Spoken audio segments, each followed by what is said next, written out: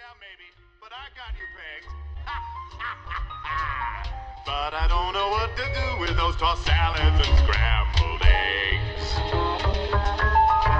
They're calling again.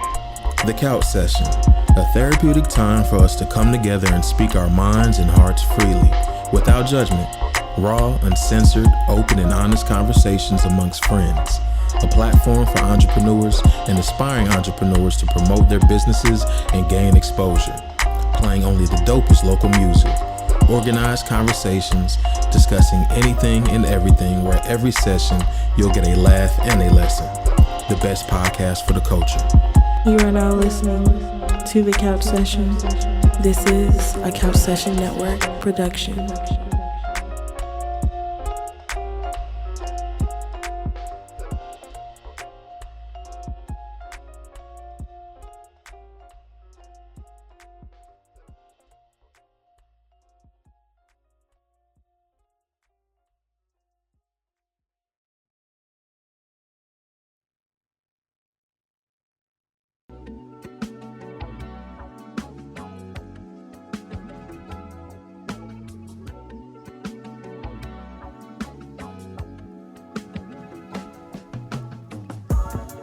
What's good, everybody? It's your boy Big Smooth Black, Suave Negrito, Jefe Hilton, King Black, the heartbroken people healer himself, and let's not forget, Big Manifestation Guy. Yo, this is your boy Larry Hilton, and you are now listening to the best platform for the culture.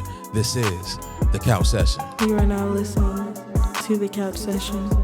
This is a Couch Session Network production. Available where you listen to your favorite podcast. All right, we're going to get into it, get straight into these church announcements. First and foremost, let me find my phone. I want to give a big thanks to all my couch potatoes. If you want to donate to the cause, anybody out there, if my first time listeners, my last time listeners, if you like what you've seen, if you like what you heard, if you like it so far, you know what I'm saying? You know, the first couple of minutes is the first couple of seconds is the first impression, and I know I made a good first impression. So go ahead, go to Cash App, type in The Couch Session. You know what I'm saying? Donate anything. Anything is appreciated. We need some new mics. We need some new headphones, some new lights. Come on, donate, please. I appreciate you. We're gonna get it regardless, but I appreciate you if you lend a helping hand. I want to give a big shout out and thank you to Mario Corrales of Mario and Company Barber Studio in Jacksonville, North Carolina. If you need a clean fade, you need your eyebrows done, you just want to enjoy a good environment, a good barbershop, come through. 108 Western Boulevard, Jacksonville, North Carolina. Another shout out and thanks to my man Nigel. He doesn't have a mic tonight, but my man Nigel, I appreciate you for being here tonight, man. Never skipping a beat, never missing a beat. Being there as my cameraman. Again, big thanks to my couch potatoes, to my first time, last time listeners. I appreciate you. Make sure you subscribe. I got a couch session, a podcast for everybody. I can guarantee you that. And last but not least, I want to give a big thanks and shout out to my man Chino. He is our guest for the night. Chino. Tell us who you are, man. Tell us who you are, bro. What's Hold on, good, talking to the mic. Pull it, yeah. What's up, everybody? I'm Chino.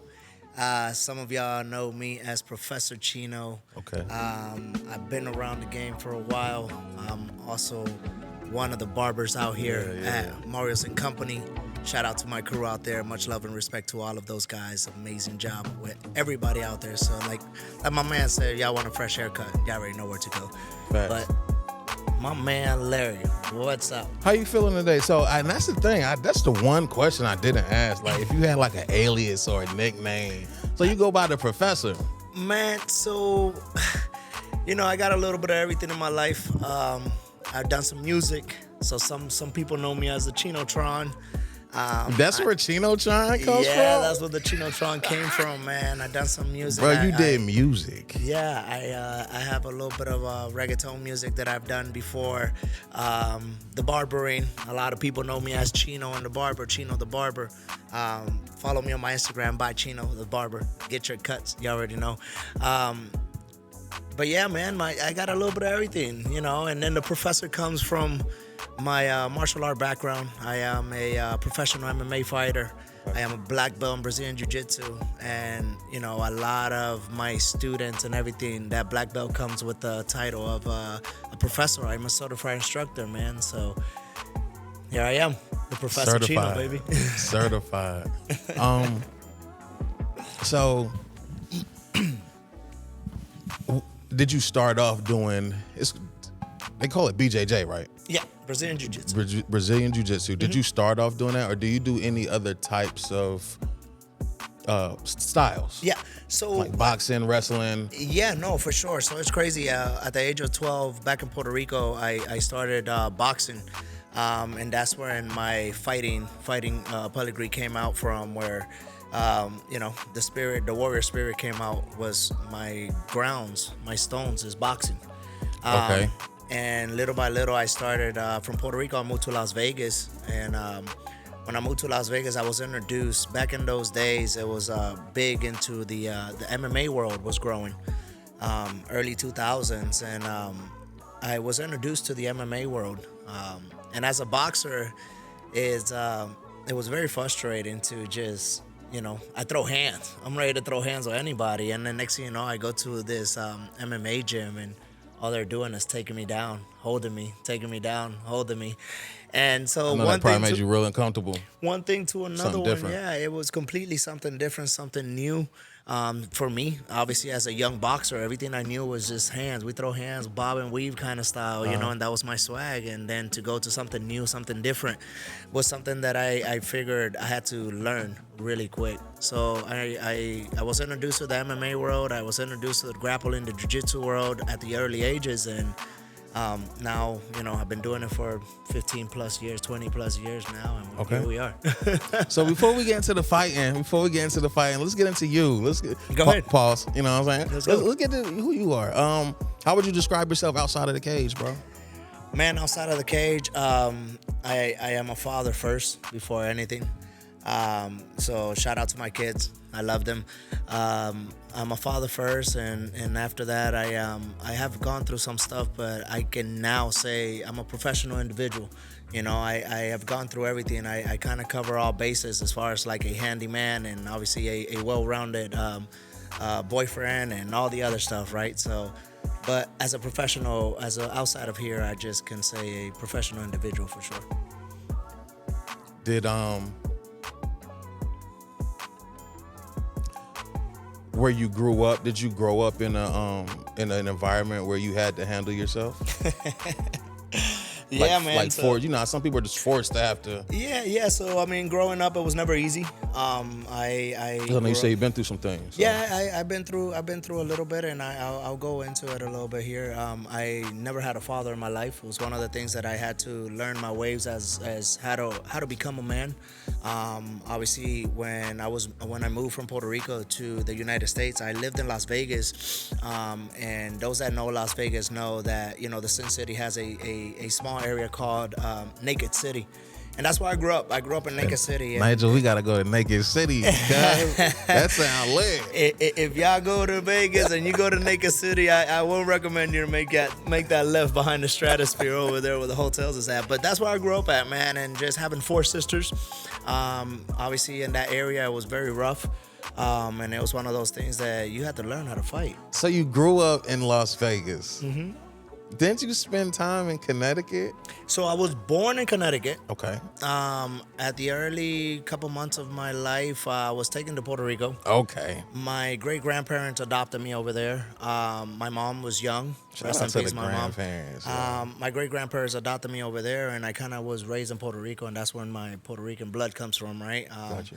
And after that, I got to the age of, I was like 12 or whatnot. You know, I think I can do my own and, you know, kind of figure out. I wanted to go back with mom. Mom lives in Las Vegas at the time. And got you. Okay. That's what got me to Las Vegas. Got you. That's what got me to Las Vegas. All right. So, how long have you been fighting and training in your current, where's the longest you've been fighting and training? On and off, I've been fighting since I was 12 years old. I'm 38 now. And I've been on and off in the fight world, pretty much I can say all my life now. But the longest here in North Carolina, or Yeah, well, so when I was in Vegas, I started at a huge gym out there that was very popular, Extreme Couture, and I'm talking about this place was very expensive at the time, right? All the professional big time stars were going there. And you got guys coming from WEC, from UFC, from Strikeforce, these places that were like well known then. Now you're like, what is that place? Google them, right? And you know, these places where it had all these big time fighters, and I was just another student in this gym. And I'm talking about, 30, 40 guys that were like next level of fighting. And for me to be in this room with these guys, I'm talking about guys like, they'll fly into Vegas, like Anthony Pettis, Nate Diaz, Uriah Faber. And I will be in these rooms, Carlos Condit. I will be in these rooms with these guys, and just to have that and, just to be in there. But I was just a small light in a big baseball field, if you think, if it makes any sense. You got all these bright lights out there, and it was like I was just this small little flashlight out there. And I lived life. I've been through life. I was troubles out there in Las Vegas at that time. I was coming up young, 18, 19, 20 years old, just getting myself in all kinds of troubles. And I had a cousin of mine that lived here. He was old military, retired 20 years plus in the military, and he was into the MMA world. And so one led to another one, where I worked my way down to Jacksonville, North Carolina. And when I came down here, then I was that big flashing light that I was not in Las Vegas. And it helped me out. It worked out to my favor, because everybody that knows me out in Jacksonville, North Carolina, knows Chino for either cutting hair or fighting. So, which is something that I take pride on, and I thank God that I am in the position that I'm at right now. That's lit, man. So when it comes to BJJ, is your hands licensed? So once you become a fighter overall, you do go through the system of like licensing, right? And these licensing it's tricky, because they're like, a lot of people have the idea of like, oh, you get licensed, you're registered, you are a lethal weapon. Well, the answer of a lethal weapon, yes, I am, because I am well trained, and I know that when I can turn up, I can turn up. But the licensing thing is more to like keep track of what you do, how you're doing it, and obviously all these other stuff. Plus, I think is another way of the state to catch a little tax money from the fighters and stuff like that, because everywhere you go, even at the amateur level, you start fighting and they ask you for a little amateur license, and once you go to the professional level, they all bump that up and ask you for another tax, money for a professional license to have, and in this game, everybody's licensed. The announcers licensed, the referees are licensed, the cornermen are licensed, the fighters are licensed, right?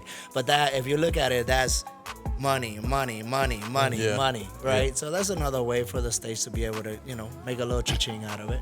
So it sounds like you love this Brazilian Jiu-Jitsu, man. And like you say, I know you done been through your ups and downs with the fight, and how'd you know? Because I don't have to ask you if you love it, because I clearly do. At what point did you know, oh, I love this shit? So, man, I've been through hell and back, and I'll give a little bit of my story. I got myself in trouble. 2010, I got myself caught up in some troubles and stuff, and I was put away for a little bit.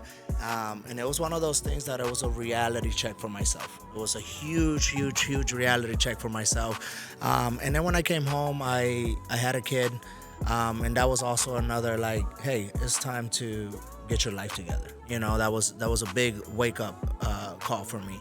And then from there, my calling started. I always felt like God put me in this place for a reason.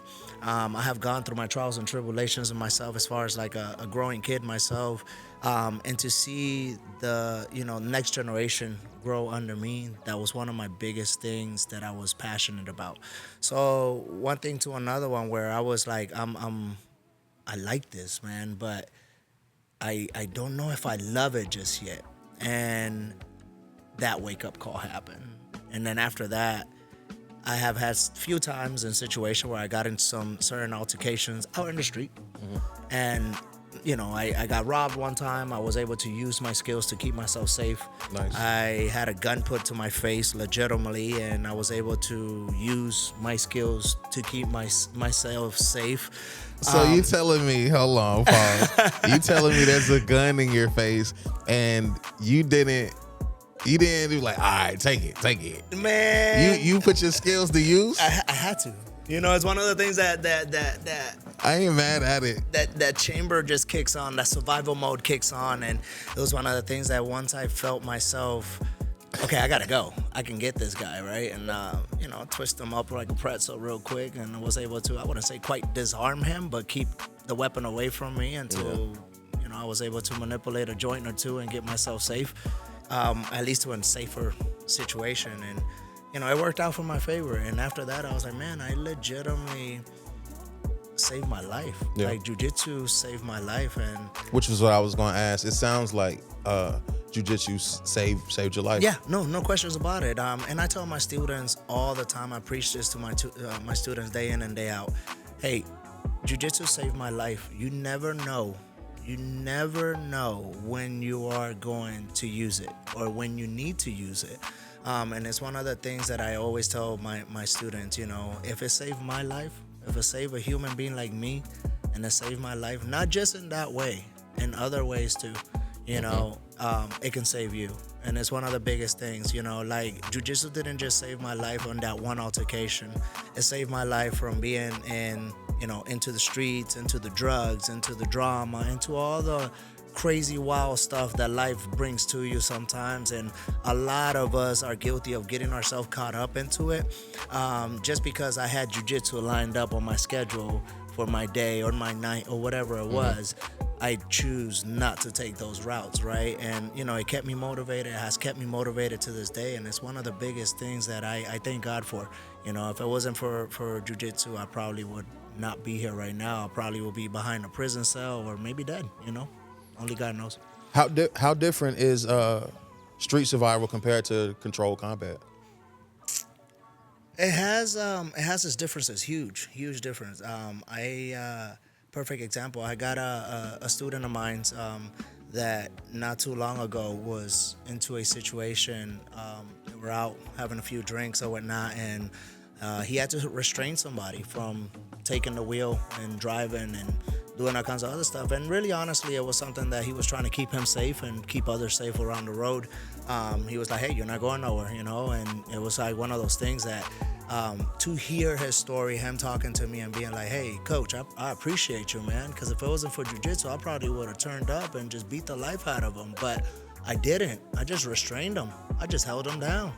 I just brought the street and separated it, okay. And I have gone through the same deal, where I have been in situations where I have bounced out here in clubs, and some of the worst clubs you can think of out here in Jacksonville and outside of Jacksonville, and I've been security and all this other stuff. And just to know, I wondered if you were security. Yeah, I didn't know if that was beneath you or not. Nah, man. So a little side hustle here, a little side work there, and I work for a bunch of clubs out here and stuff like that, and just knowing that, and I say this all the time, just knowing that because I'm in that room, everybody in there safe because of the skills that I have learned and the things that I have learned in life and everything that I can, it's something that feels good, Even here at the barbershop when we're sitting here and I just look up and it's like, man, this feels good. I could protect just about everybody in this room because I know if somebody comes in that door coming wilding out, they picked the wrong place at the wrong time. I can tell you that much. You know what I'm saying? That's a and fact. Just knowing that, I'm not no superhero. Let me get that straight. I'm not nobody that has a freaking superhero cape on or nothing like that. But I can tell you, we're gonna give him a run for his money. We're gonna keep everybody safe in here. You know what I'm saying? So Yeah. That's one of the biggest things about this sport that I love a lot. Is I tell the kids this all the time when I'm coaching them. It's like, just feel good that if you're in the car with mom and dad and somebody jumps up and tries to, rob or hurt somebody, not necessarily just rob them, but try to hurt one of your siblings or something, and knowing what you're able to, restrain them, maybe choke them out, maybe, manipulate a joint here and there where you can get your way or have them calm down or something. Just, it feels good. Yeah. It feels good. So you say the professor, you're a teacher. What sparked that interest? Because everybody don't want to teach kids. Yeah. Or anybody. What sparked that interest? Like, you know what? I don't want to just do this for myself. I want to do it for the people. So obviously I'm getting older. You know what I'm saying? At one point I had a huge drive for myself. And this sport can be very selfish. The MMA world can be very selfish. And then it was like, you know, I'm getting older. The concussions are coming heavier, easier. The broken bones, the bruises, the jammed up nerves and knees and all this other stuff will start hurting. You dealing with that? You've dealt with that? Bro, I'm broken right now, and you don't even know. Yeah, I can't tell. You know, but we deal with that. We deal with that on a daily basis, you know, and just to see the next generation growing up was something that I was like, you know what? I might not have it, but I know that in this room, I got that one person that does have it. And it gives me the drive of every day to be like, which one is it? Which one is it? It might be a girl. You never know. It don't have to be a boy. I got some badass killer girls in my team, man. And it's that's the way we work. You know, it's like I think I got the next it. Yeah. I have the next star. And now it has become where I don't just have one star. I know I got a galaxy out there, bro. Yeah. Ooh, I like that. I got a galaxy. I don't just got one star. I got the galaxy out there. I like that. Chino Tron said Let's that. go, baby. What age is too early to start, bro? Man, never. My son is 10 years old. He started doing this at 3 years old. And I mean, if you see my son right now at 10 years old, he is one of the most confident kids, smart individual you can run into. I'm sure you have seen him here. He walks in here. I didn't know who he was at first because I always see your daughter. Right. But then one day he went around, dapped everybody up. Yeah. And I was like, Maria, who is that? And he's like, that's Chino's son. I was like, oh, that's him. Yeah. They got this blonde hair. Yeah, and my little like, bullet. That's he my a little cool bullet. kid. But Yeah. he's been doing this since 3 years old, man. He's one of my, he's one of my up and coming, prodigies. I know that he has Fire. it in him, and he's you can see it. So it's never too early. It's never too early, right? Find the right gym, find the right place, find the right program. Find a person that is passionate for your kids and not being selfish and not trying to do this for the money. And that's the place you want to be at, straight up. Okay, so speaking of being at the right place, I know you was at, I believe it's called Raw MMA. I was at Raw MMA, yeah. But congratulations, because you have just recently started your own. Yes, absolutely. Talk about it. What's the name of this company? So I was at Raw MMA. Those that don't know, yes, me and Raw MMA have parted ways. We have done it in a very professional and I would say semi-healthy way, where obviously, like I said in a video before that I have posted on my social media, it's my past. I'm working on my future. And my future, is straight up at the factory, man. The factory BJJ. If you haven't seen them or heard about it just yet, now if you don't know, now you know. We're at 925 North Marine Boulevard. Hit them one more time with that one. There you go. We are at 925 North Marine Boulevard. Say it again. We are at 925 North Marine Boulevard. The factory, man. The factory, it was one of the things that at one point, through the breakup, and I don't want to go too much into details because we do have a semi-healthy relationship after the breakup, right? But through the breakup of Raw MMA and I legitimately just thought, hey, maybe this is it for me, right? Maybe I just go ahead and hang them up. Maybe I just go ahead and go into the barber world and just kind of keep going. And I had that as a question, but where did you ever think the end was? Yeah, no, or how did you know it was? But I didn't think that was in you. I never thought that you had that mindset. I'm only human. And I do go through the battles of, sometimes you question yourself, you know what I'm saying? Especially if you're going through some stuff in life and whatnot. And that was one of the moments that I look back and I can tell you it was a quick question. And it turned out into a quick fix up. Like, it was not, okay, we're going to go this route and I'm going to go this route and then I'm going to try back. It was like, no, maybe it's not it. Maybe I'm done. Maybe I'll just go to barbering. And legitimately, not even hours later, I turned around and I was like, you know what? I live under pressure. I am better under pressure. And I am not going to fold under pressure. And for the sake of these kids and the sake of my team and the sake of everybody that I have around me supporting me, I couldn't do it, bro. So now it was one of the things that I look back and I told myself, we did it once, we could do it again. For sure. And we would do it even better because we're not going to do the same mistakes that we did before. And I seen you post a picture I think today, of everybody. Yeah. And you got a big class, bro. Man, and I'm pretty sure that wasn't the whole class. No, man. So we've been open. So January 7th was my birthday. I want to say thank you. Happy belated. We were about to say, we turned up for your birthday. Yeah. We did. And your lady. And my lady, yes. yeah. We was turned up. Me and my girlfriend have the same birthday, and we ended up obviously you were there, and we turned up. But, so the 7th was my birthday. I want to say the 9th or 10th, I got the key of the building. And which I got a cool story about that building. I got the key for the building, and Great location. Man, amazing location, and after that we kicked it off. We got the mats last week. I got 36 by 36 mat area. No questions about it, the biggest mat area in Jacksonville, North Carolina. And they've been full ever since. Nothing has stopped, man. I'm averaging, 20, 28, 30 kids every practice, 15 to 18 students, adult students coming in every practice. Our women's program is starting to grow. It's starting to be, solid. Just the other day, I had, majority of the girls, the ladies, women's program is just doing amazing. And this is a sport that brings everybody together. Is it just you instructing, or do you have other instructors as well? So as in right now, we're in the early stages of obviously opening up the factory.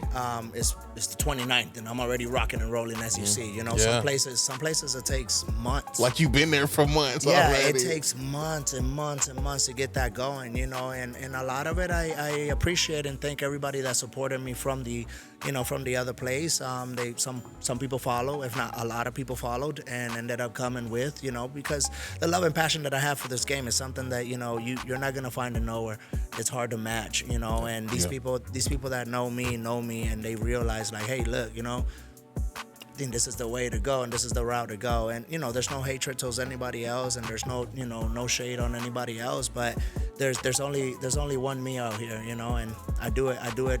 And when I do it good. And that's it. It's one of the things that, like I said, we've been averaging 30 kid students, 15, 20, 20 adult students every class ever since. And it's the 29th, and we're already flowing, man.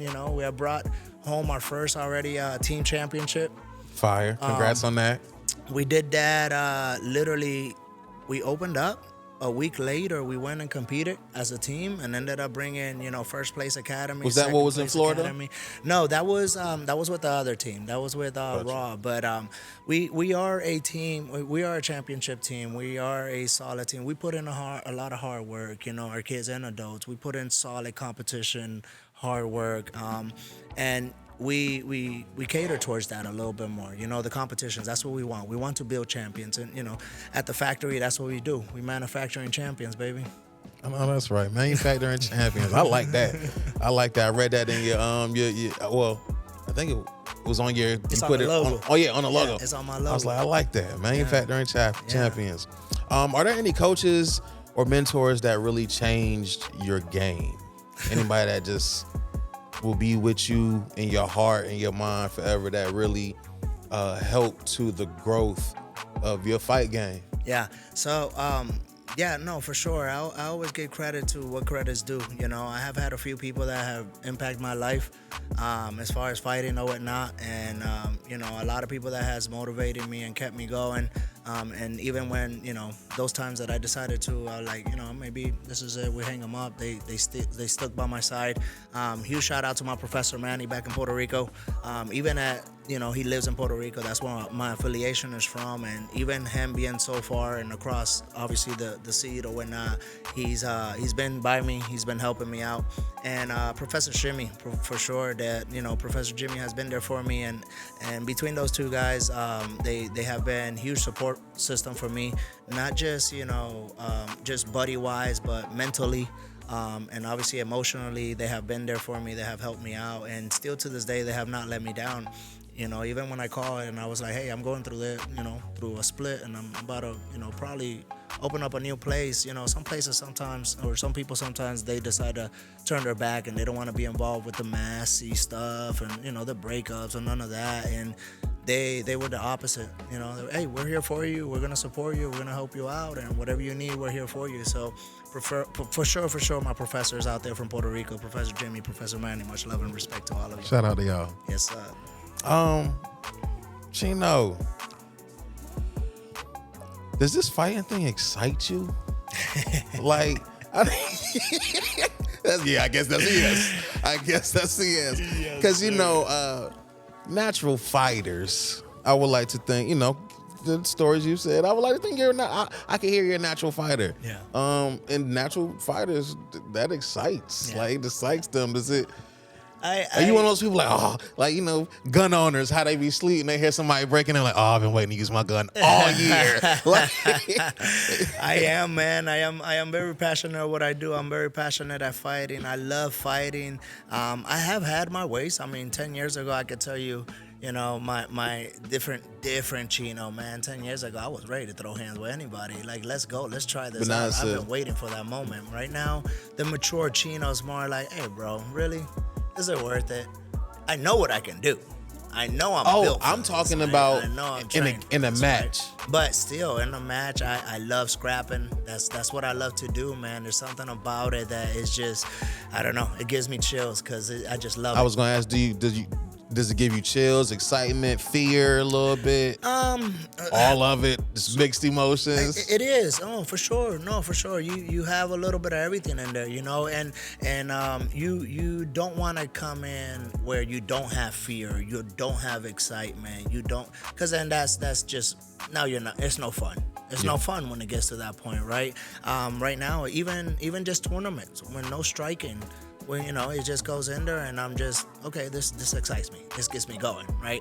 And I have gone to competitions, just like regular grappling competitions with no strikes, where I'm kind of like, and I have lost, where it's like, I just did it. Like I wasn't excited. I wasn't trying to be nervous. I wasn't nervous. I was just too chill. I was just playing possum. But those ones that I'm like, okay, this guy might give me a run for my money. Let me turn up on him. Let me get myself going. Let me lock in, like the new generation says, right? Once I lock in, it's another Chino, man, and it's just a complete different animal when I do. So it does gives me that excitement. It does give me that itch every single time. And do I want to fight again? I'm not even gonna give y'all that news just yet. You ever had to professionally fight a friend? No. I have not been in that situation just yet. I'm gonna say just yet because you never know later on the road. There's been a couple of places that I have used to be at, and I'm sure a couple. That's interesting. That means if you put a tree out there and a tree over here, the monkey's gonna want to jump, right? So. That would mean one of your friends, one of your partners would think, yo, I could take Chino. Yeah. It'll be interesting. I would love to see the first call out, but I'm not gonna. All right, there you have it. There you have it. We can set it up. The Couch Session Network. Yes, sir. You'll be the next Don King out here setting up fights. Hey, I'll do it. Hey, you never know. It might be somebody. Like you know what they say now. The birds want to shoot at the guns now. So you never know. It might be a student that used to be something. But I could definitely promote now. I'm about that. What's harder, the physical pain or the mental pressure? Ooh. So there's a saying I always say to all my students, right? This game right here is mental. This game out here is very mental before physical. And when I go into training camps, I do go through a whole mental exercising every day. I go through some meditations. I work and exercise my mind. I visualize stuff. Obviously, you don't want to be distracted by no means. You want to make sure that you're completely locked in. I put myself through these like long meditations where I see myself showing up to the place. I see myself, even pulling up to the parking lot, to the venue, looking at the ring, watching people set the ring up, how I'm gonna entry, what what my walkout song is gonna be, what the actions I'm gonna take when the referee's giving me instructions. You see, so all these stuff go and comes in play when I'm getting myself ready for these fights. And even when I'm coaching, same exact thing. You know, I put myself through certain things where it's like I study every day, right? I get myself mentally locked in for me to give out a class, mentally locked in for me to give out a private lesson, mentally locked in for me to go and be able to speak in public, because sometimes I got 50, 60 people in the room right there that I have to make sure I don't misfire. You know what I'm saying? Because they can take one little thing like this and make it like this if I went the wrong way. So mentally, I have to make sure I'm completely locked in before physically. Now, physical, obviously, you know, we could work out, we could throw the reps in, we can go back and forward with the same thing, and this is a complete different exercise. But this game is mental before physical, and if you're not strong up here, man, anybody can defeat you. I want to go back to what you said in the beginning, of you being in the and when you was in Las Vegas, being in the same gym as big dogs. Was that encouraging, or was that discouraging for you? In a way, it was a little bit of both, you Really? know, because you see these guys, you know, at the time, whenever I had these like meetups with these guys, and you know, Nate Diaz was in the Ultimate Fighter house, Anthony Pettis was just working his way up for the next championship. You get these guys that were in that room, and you can see the attention that they were getting from these coaches, because they are who they are. It's different, right? So you start seeing all these fighters that were at the next level, if not at the highest level, and you know, you're like, dang, am I gonna be that guy? Am I not gonna be that guy? So in a way, I was like, I want to be that guy, you know, I'm gonna be that guy, you know. Obviously, life went different with me, and I had to take certain different turns, but for me to be where I'm at right now, that's what have kept me motivated. Was, okay, maybe I didn't get to those big flashy lights, but look where I'm at right now, where I have, you know, 50, 60 students behind me and under me, you know, supporting what I do, seeing how I come up, wanting to train with me, wanting to learn my skills, and, you know, back and forward and train and just exercise together and do all the other stuff that it takes for us to get there. And like I said earlier, you know, I know I have that one star, and if not, I got the whole galaxy. I know I do. What's what has fighting taught you about yourself? Man, fighting is a humbling thing, man. It has humbled my life. It has humbled myself. It has humbled everything that I, you know, every step I take. I have gone through hell and back, you know, and for me to be where I'm at right now, I just, you know, I thank fighting. I thank fighting for it, because it has gave me that humbling, you know, experience in life. Being someone who is good at what they do, photography, podcasts, and stuff like that, cutting hair, it's hard being humble. Could you agree that it's hard being humble? I absolutely do. Now, sometimes, you know, people take my my confidence mixed up into cockiness, and you know, it's not being cocky. It's being confident. That's you know, some people are like, oh, he's really cocky, or maybe arrogant. And honestly, you know, it's hard to be 1,000% humble when you're so good at what you do.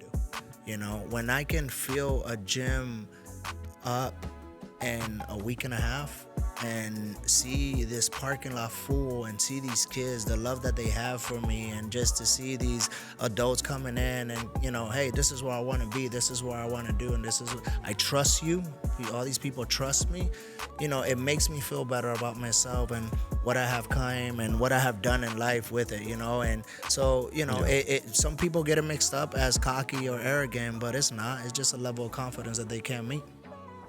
That they can't meet. But if you come to the factory, you can meet that confidence. Absolutely. 1,000%. Come on, sign up. Call the number above. Do you get tested a lot out in these? You know how they say what a person don't get tested until they get their first gun. It's like, oh, how he gonna act now? Do you, being a trained fighter, do like and like you might go out and stuff like that? Do you get tested? I do all the time, man. It's You probably just laugh it off. I do, but you know, I'm also the guy that I walk very head high.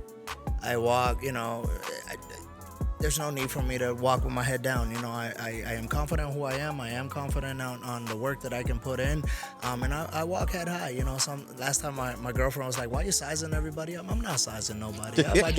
I'm just making sure that my eyes are open at all times, because people do try me all the time. You know, you get the wrong sucker that sometimes have the wrong idea about you, and they just want to try you. And just the fact that I walk with my head high and, you know, eyes open doesn't mean I'm sizing them up. I'm just making sure we're keeping each other safe here, you know, for his safety and mine.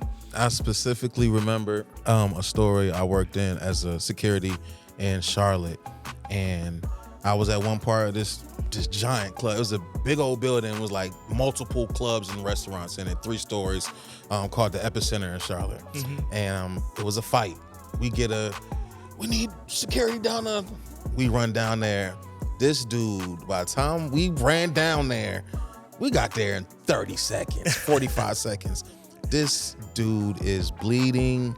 He looks like he has to get medic called on him. Yeah. The other guy is like, do I gotta stay here for this, or can I go home? I'll go ahead and go home for the night. And long story short, he was just like, yeah, bro, I do MMA. And I was just like, dang. And that's when I saw a lot of that in the biggest cities. Like, these be trained fighters, and you got to look out for. Yeah, sometimes you don't know what you're running into. Your regular guy who just got his little jacket on and whatnot. Yeah, he might be a trained motherfucking monster. Man, all the time. I have learned to, obviously ignore those things and just keep everybody safe. I don't have to necessarily get physical to calm something down or whatnot. Now, can I turn up? I'll turn up. No questions, right? But there's certain buttons that you got to push for me to turn up at that level, you know. And normally if I do turn up, I'm going to give you a 1-2 and you just kind of, you know. You ain't going to go overboard with it. Yeah. Just control chaos. Control chaos. I'm cool. So a lot of the time, you know, I have had certain altercations before where I square up and they're like, oh, bro, no, hey, no, you don't want to fight him, bro. No, look at the way he squared up, man. Like, they already know it's coming, right? So, you know, but it's one of the things that I try not to, you know, but if it does get to the point of, you know, I got to turn up on somebody, I'll make sure I hit the control chaos button. So even outside of being cautious, you know what I'm saying, and like having to turn up on somebody, outside of that, excuse me, let me repeat that, outside of being cautious and having to look after yourself and stuff like that, how has fighting changed the way you move through life? You know, again, it's one of the things that it has built. Fighting builds a lot of confidence in people, right? And did you not have? I feel like, and maybe me prejudging people, but I feel like you've always you strike me as a man that's never not had confidence. Man, if you know the kid Chino, the little chubby kid that used to get bullied in school, and you know, really, yeah, man, all the time. Like, it was one of the things that, you know, my confidence was very low when I was a kid, and it was one of the things, you know, I went through some stuff that not a regular kid would go through. You know, no mom, no dad. You know, my family always separated. It was one of the things that I was always kind of like the black sheep of the family, you know, the redheaded little stepchild. You know, I had to be bouncing from house to house, and you know, the confidence of a kid at, you know, 7, 8, 9, 10 years old is kind of like one of those things that, you know, fighting has brought that and put it away. You know, like I was bullied and I was dealing with different type of, you know, uncles abuse and all this other stuff, and when you hit the age of like, okay, yeah, I know how to fight, I can handle my own, I can walk around and, you know, not just keep myself safe, but keep everybody else safe around me, and just go through that. It builds another level of confidence that you, like I said, I'm always head high, and that bully little chubby kid back in the days I used to get bullied, I wish those bullies would come back right now, you know what I'm saying? I feel you. To this day, I deal with that with kids. You know, my kids program is one of the best, if not the best kids program I have out here. And that's one of the things that I focus on a lot is all my kids have different characters. All my kids are different personas, right? I got the kid that gets bullied all the time. I got the kid that, you know, doesn't get bullied, but he's super confident. You know, I got the kid that, you know, mom, dad is not there, or maybe dad is not there. I got one kid of everything, and I feel like God has brought these kids to me so I can lead them the proper way from everything that I have lived in my life with the experience that I have as a child and as a grown adult, for them not to do those mistakes that I did in life. And it's one of my biggest motivations, man. Every day I walk in there and I look at these kids, and it's like, that's one of the biggest things about me. I understand each kid, different personas, different personalities, how they move, how they are, and that's what I live for, man. Every day.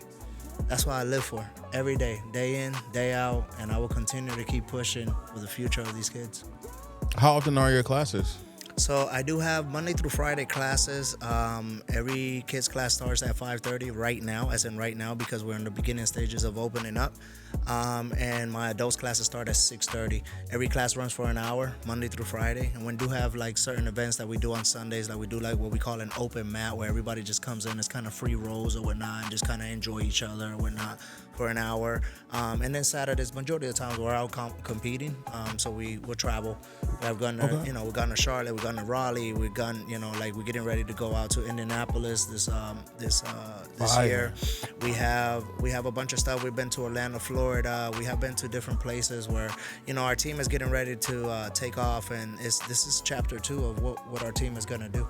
And I know for a fact that we're gonna make it happen because we got it.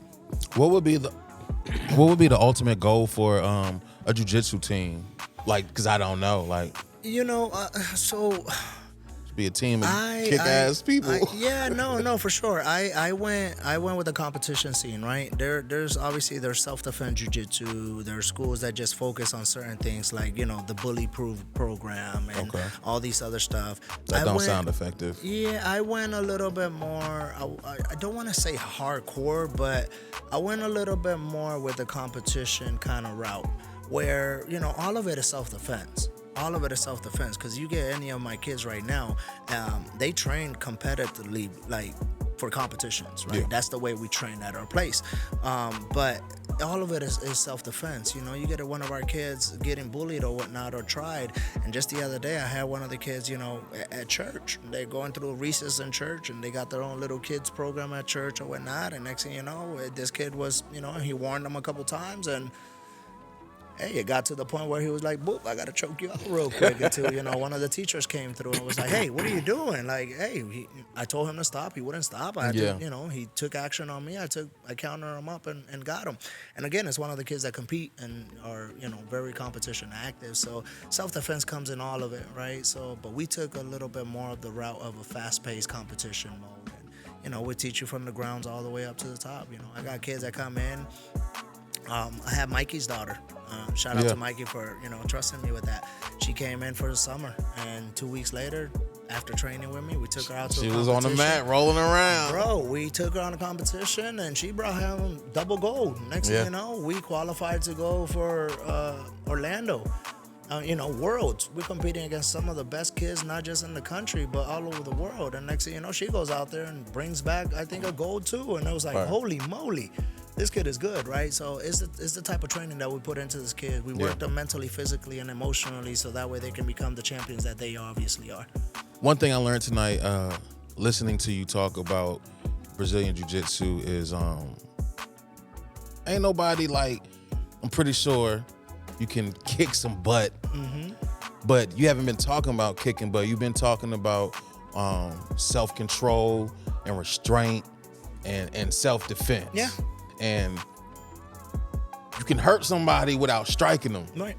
And I like that. That's just one thing I picked up for the night, that you ain't got to be somebody to a pole like that dude in Charlotte. Yeah, right, yeah. You don't have to. I mean, can you, right? You can, because nowadays the game has evolved so much. They got certain jiu-jitsu that's like open palm strikes to the face and strikes all over, where you could just open palm, right? You can't close the fist. They got, all kinds of stuff now, bro, with the jiu-jitsu world. It has evolved. Now you can go on a 5-on-5. My 5 guys versus your 5 guys, right? Wasn't you in one of those? I did a tag team one. Yeah, recently, I watched that. Where I watched was like, that. My boy comes, with me, and if he tags him in, and I got him yoked up, he could yoke me up because he tagged this boy in. So it was like, oh man, like it's cool to have all these different things. Not too long ago, I saw on YouTube they got a jiu-jitsu thing in the car.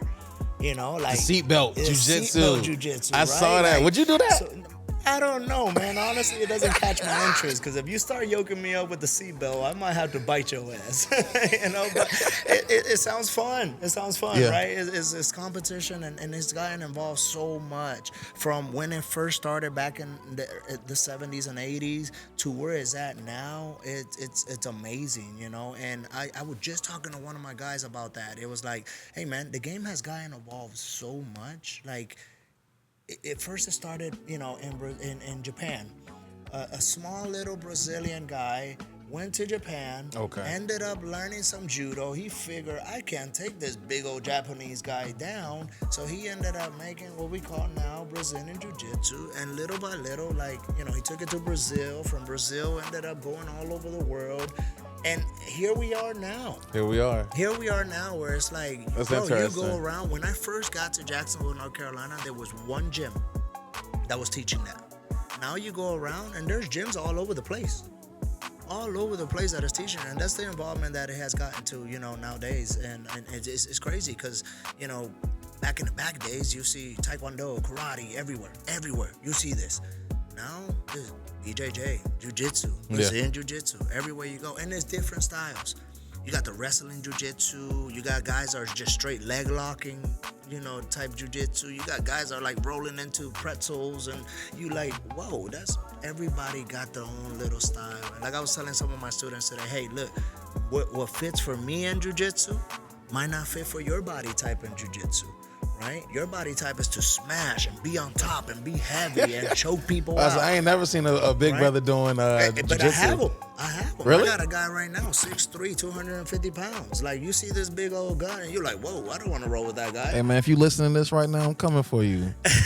I'm playing. I don't want no problem. I don't want no problem. But you see these guys, and it's like, what might work for you might not work for me. But the style of, being able to fit it to your body and understanding that I can do this and that, it's what I love about the sport nowadays. It's a huge puzzle. It's a huge puzzle that it doesn't have a final piece. Like, there's edges on it. And there's pieces and pieces and pieces, and everywhere you go, you're adding a new puzzle piece to your game. But you never, even at the black belt level right now that I'm at, I still haven't found that last puzzle piece to complete my puzzle because it's so involved nowadays that it just continues to grow. Sometimes I learn more off of teaching a kid than what I learned with being in a room full of black belts. It's insane. It's insane what this game can do to you. You know what I'm saying? You're like, oh, I just saw I can do that. And you're legitimately teaching a kid. Yeah. You got a 10-year-old, 10 years old, and they're doing moves that you're like, whoa, how did you do that? Do that again?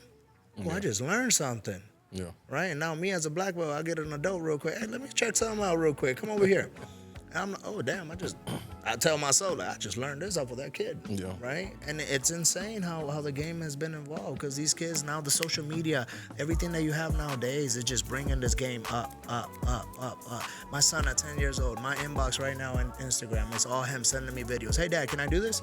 Hey, Dad, can I do this? And it's some crazy crap that you see on Instagram or whatnot. So that's when I have to give him the realization of like, okay, not everything that you see on Instagram is a good move. But can you? Yeah, of course. If you land it, or you have the proper timing, you have the proper leverage, the proper, pressure on it, you can probably finish somebody like that, right?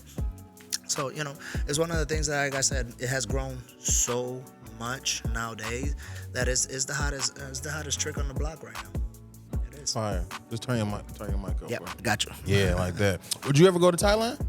I mean, Brazil. I have Brazil. Would you ever go to Brazil? It's in the goals. I can tell you that it's in my goals. So go there, fight. Do some training. It's in Brazil. So I want to go. It's in my goals, right? I just recently was able to get my passport, which is a blessing. I'm getting ready to go out and working on getting mine next month. Yeah, I'm getting ready to go out to Colombia, check out Colombia, see what they got over there. After we come back, it's in my goals. I definitely want to visit Brazil. Colombia. I definitely want to visit Thailand. Like, I want to go to these fighting countries and, just live that for a little bit. Just today, my girl just sent me a thing that they got for training in the jungle, jiu-jitsu. let's go train in the jungle. Do it, Heck bro. yeah, I want to do it. Heck Yeah, like that's something that you want to do. Like I want to do something like that, right? And it's in the goals, man. Now that we got this passport, we're gonna start making sure we pick up on some trips, man. Taking That's a advantage fact. of it, you know. That's a Taking fact. advantage of it. Chino, how do you mentally reset from a loss? It's tough, man, because I've been there. I've been there a lot. My record has not been a perfect record. It's been something that, I have, even my last professional fight, it happened so quick. I lost it, but it happened so quick because a bad call, I will say, from the referee. And I will stand my ground saying that the referee maybe stopped it a little too soon. And it was one of the things that I was in the best shape of my life. The best shape of my life, no questions about it. And, I traveled out to Virginia and went to fight one of their top dogs that they had over there. And I know I had his number. I know I did. I can see it in his eyes. I can see it in at the weigh-ins. I know I had his numbers. It was just a little bit of, gaining. And he ended up clipping me one good shot. And, the scrambles happened of, going down. He didn't want to go into my jiu-jitsu world, which it was obviously the ground. He landed another extra shot in there, and the referee decided to stop the match. And it was one of the things that it was very frustrating to live that. And it took a little toll on me. It took a little bit of a beating on me for taking that loss. And it was hard to recover from it, but I did. It gave me more motivation to keep myself going, to keep myself pushing. And it's not the end of Chino yet. It's not the end of the grenade, because that's what they call me out in the cage, man. Look, I It's just not noticed the you got end. one. I got two of them. Oh, you got two of them. Both hands. Like I said, I started fighting. I started fighting boxing. So when it comes to these hands right Boom, here, boom. don't let that black belt fool you, man. These hands got some. What's the levels of the belts? So with the belts, as far as Brazilian Jiu-Jitsu, the fundamental ones, you'll start at white, right? Each belt has 4 stripes on it, which will be, time that you put into it, and obviously you get those little stripes around your tab or whatnot. But it starts at white, blue, purple, brown, black. And then obviously as you start getting to the masters and all the other stuff, you ended up going to your, red and coral and all the other stuff. But Okay. yeah, the basic ones, will be, white, blue, purple, brown, black. That's fire. Yeah. The kids are different. The Okay. kids go through a different system. Obviously they got yellow and orange and green and all the other stuff. But Gotcha. the adult one, that's where we at. Yeah. What sacrifices are there that are being made that doesn't get talked about being a fighter? Man, and this sport from experience myself, there's a lot of sacrifices. There's a lot of away from home. There's a lot of hard training. There's a lot of you either have to have somebody that's gonna be by your side supporting you day in and day out. Which right now I have been blessed with my girlfriend. Shout out to my girlfriend. Shout out to the girlfriend. I have been blessed with my girlfriend. She also does jiu-jitsu. She supports me day in, day out. And it's been something that it has helped out for me to continue this journey with the jiu-jitsu world and all this other stuff. But you got to have somebody that's going to be by your side. You're going to have, somebody that understands the game and understands the sport that's going to be able to help you out. Because if they don't, man, that's one of the biggest sacrifices that you see in the sport. You lose those type of things in there, because it's hard to understand a fighter. It is. It's very hard to understand a fighter. It's a way of living, the diets, the sacrifices that you do day in and day out, training, the hours that you have to put on the mats, the hours that you have to put on, exercising your mind, your recovery on your body. Like, it's a very selfish sport. So if you don't have somebody that's going to be by your side, it's, So I'm gonna ask, are you one of those fighters that give up sex before a fight, before a big fight? It's like, leave me alone, don't touch me. Okay, Don't touch me. So yeah, I give you about 2 weeks. Got I give you about got 2 you. weeks. Got you. Before you got you. Yeah. All right. Chino, what's next for you, bro? Like, Man, so right now we're opening this gym, the Factory BJJ, Manufacturing Champions. I want to get this place to a solid, like we have a solid foundation, but I want to get it to a solid build up. And obviously we got more stuff. It's not just BJJ. We got MMA coming out of this gym. We got a whole CrossFit gym that we're trying to put in the back. So we got a bunch of stuff that we're getting ready to start building in this gym. That place that I opened up, it used to be a local gym around the area that I started with. They went under and I ended up buying this place off, or ended up getting this building, and it has been a blessing because the space is amazing. Once we open up the MMA program, we're trying to probably put some kickboxers in there too. So we're trying to have a full-on mixed martial art gym. You know, it's something So that that's we what mixed martial arts is. Absolutely. All of them. BJJ, boxing, kickboxing, Muay Thai, a little bit of everything. You see what I'm saying? We got a little bit of everything. So that's our goal later on. We're trying to obviously we're building right now. So we're working on our foundation, and, you know, Rome wasn't built in a day. We got to make sure that we take step by step the proper steps. And, you know, now we're so far in now, there's no way to look back. You know, there's no looking back. Now it's just keep climbing, keep pushing, keep watering the seeds so we can get what we want, you know? And as far as myself personally, I can't say it's the end of the grenade just yet. You know, I still got some time ahead of me. I feel, you know, probably, and I feel like, you know, my 30s right now, my 38s has not quite necessarily settled in. Do I go through injuries? Do I go through the old man's, you know, situation? Yeah, of course, all of us do. How old are you, Chino? But I'm 38, man. I'm 38. But okay. I feel like I got a couple more fights in me, man. I know for a fact that we do. Got a couple more fights in you. That's what I like to hear. That is what I like to hear. You think you'll announce your retirement when you do make that decision? So my last fight was supposed to be a retirement fight, man, but the way it happened, I was not ready and I was not happy with the way it happened. So I'm quite not necessarily retired just yet. I got some BJJ matches coming up. I got some super fight matches coming up, but I have one goal in my MMA career, and that is to fight in the beautiful island of Puerto Rico. And until I feel that goal, we don't close that chapter yet. You didn't fight in Puerto Rico? I did a BJJ super fight in Puerto Rico, which was fun. It was amazing. I went down there and we had an amazing time. I was able to chill with my professors and everybody out there. And I had a super fight, which is just BJJ only, no striking. Okay. But you want to go full in? I want to go full in, man. I want to have an MMA cage fight back in Puerto Rico, and I know my chapter's not closed until we do that. Are there a lot of fighters in Puerto Rico? Man, it's growing. MMA is growing. Like, a lot of people back in the days was boxing, but MMA is coming along now, and you know, they got a whole MMA commission out there, boxing commission out there, and it's getting ready to just explode, man. We got some killer MMA fighters out there. Not everybody thought that we did, and now you start looking at, you know, the game that we have out there. The game has evolved, man. Yeah. Even out there in Puerto Rico right now, we got some killers. You ever got Mario on the mat?